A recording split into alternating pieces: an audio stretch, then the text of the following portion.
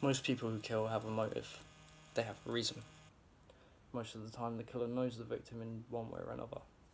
And most times the killer has a previous record of some sort. Most of the killers know why they're committing the murders. But this isn't the case in this crime. Jayme Patterson recently got a job at the local cheesecake factory, a restaurant chain in the US specialising in cheesecake, as you might have guessed. He'd only been working there a few days.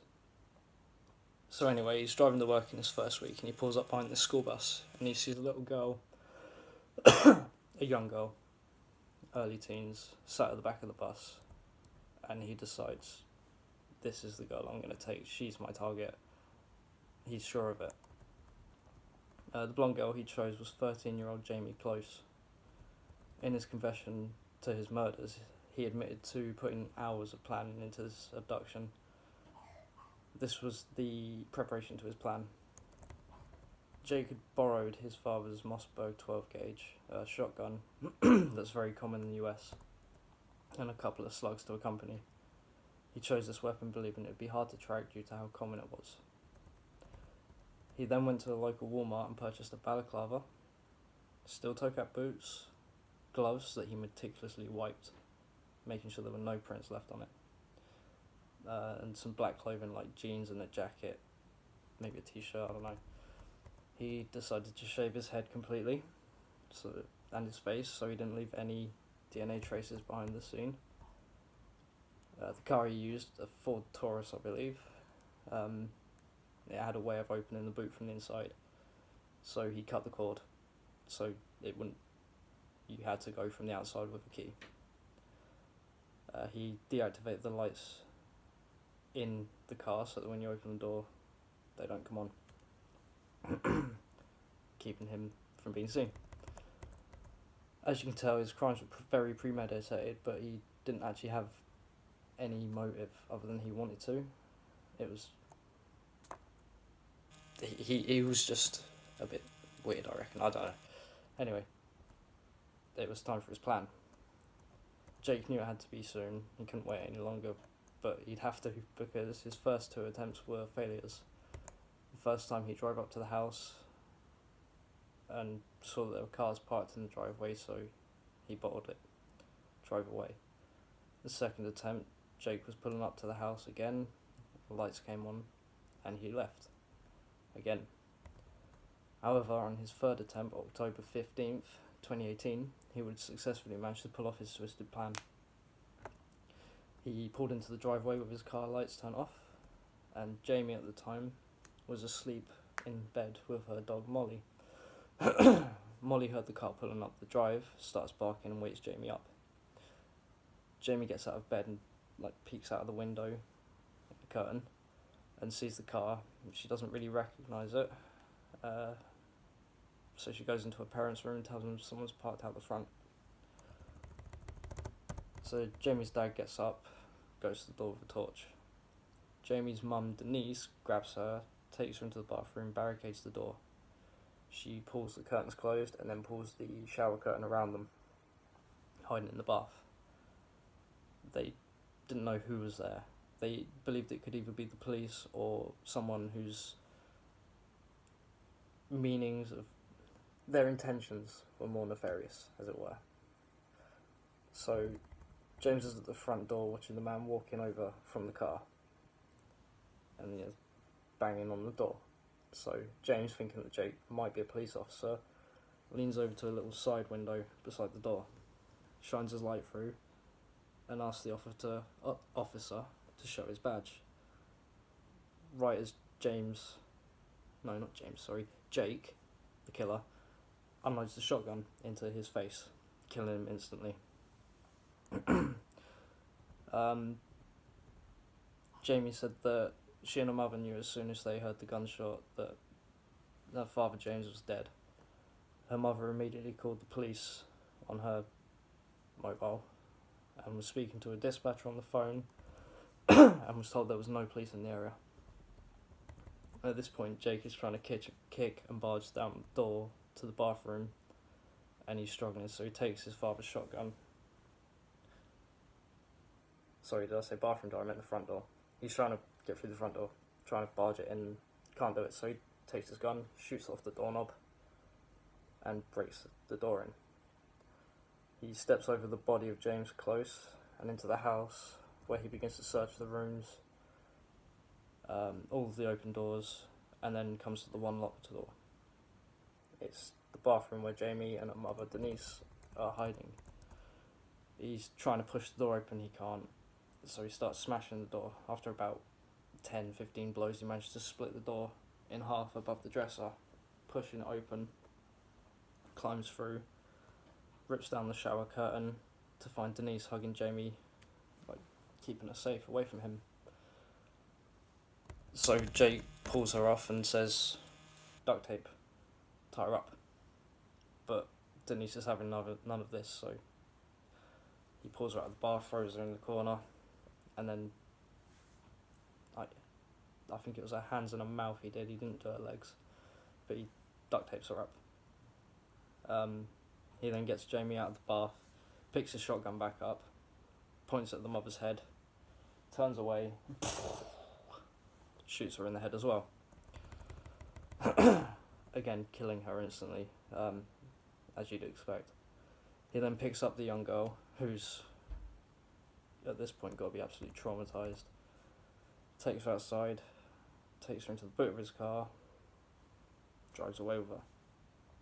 He was inside the house for less than 5 minutes, killed 2 people and kidnapped the daughter.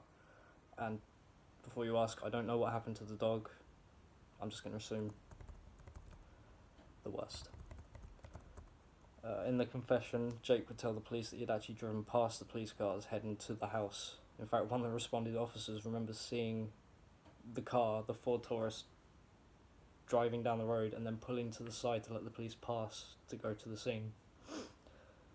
Jayme has said she remembers hearing the sirens coming and then losing hope as they faded away.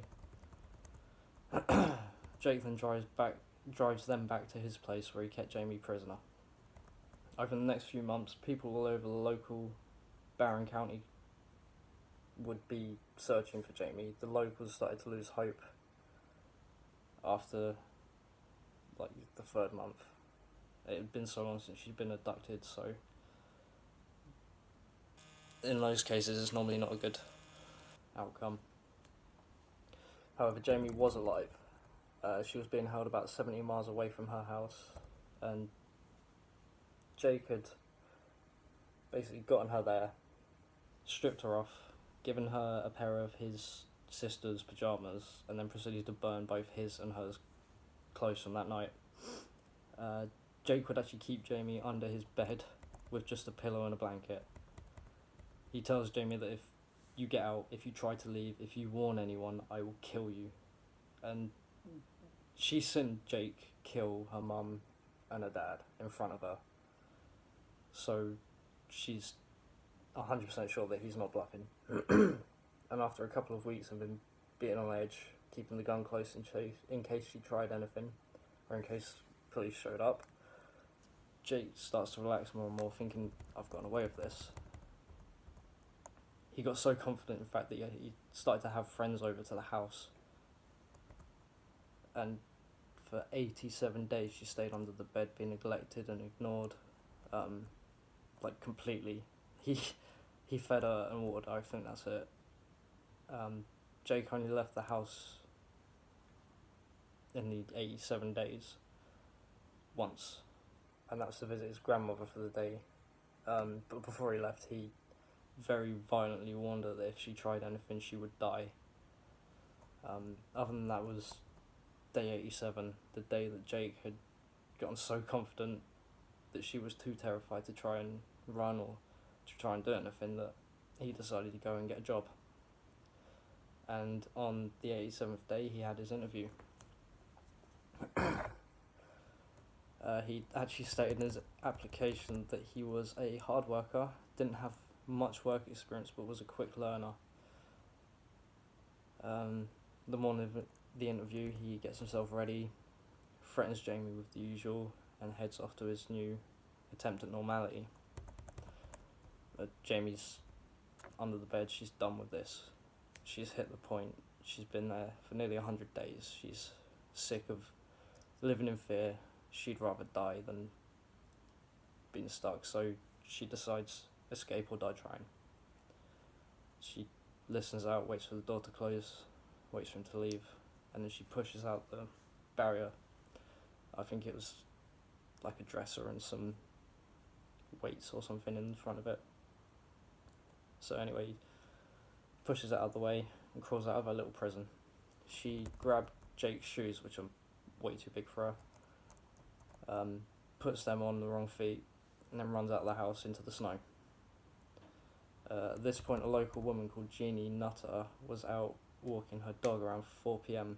and spotted a teenage girl walking through the snow wearing nothing but pyjamas and oversized shoes on the wrong feet. She can tell straight away that the girl is in trouble. The girl gets closer, starts asking for help, telling her that I'm in trouble, I need someone to help me.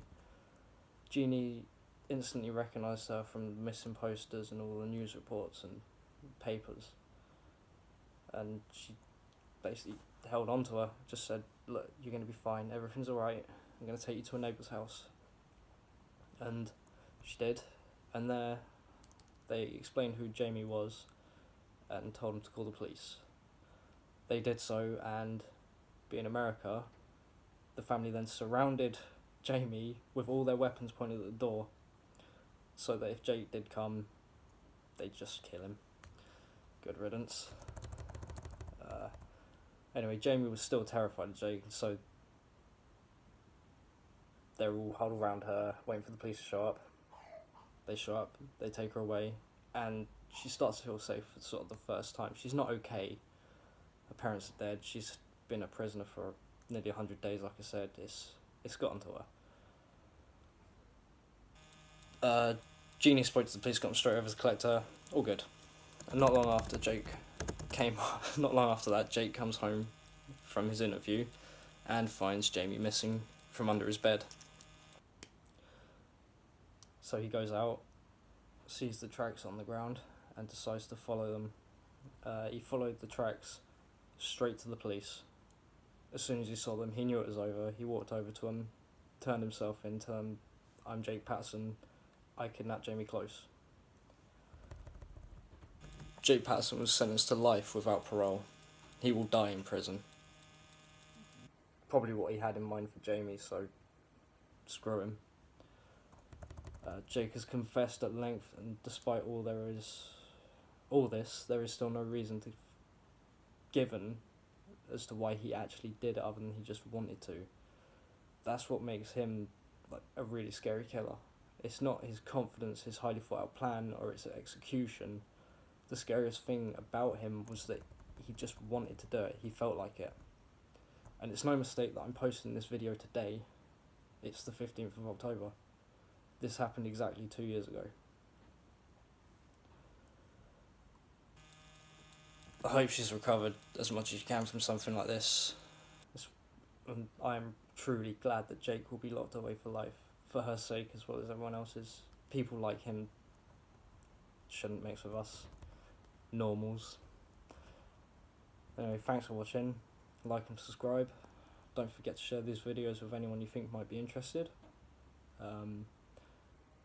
Whether it's the murders, the mysteries, the hauntings, or strange events, I'll be covering all of the above and more in the future. Also, check out my other exploring channel, Exploring with Ike and Varga, where my friends and I will be exploring abandoned buildings, caves, military bases and so on. So if that's your cup of tea, go check it out. Thanks for watching. Sleep tight.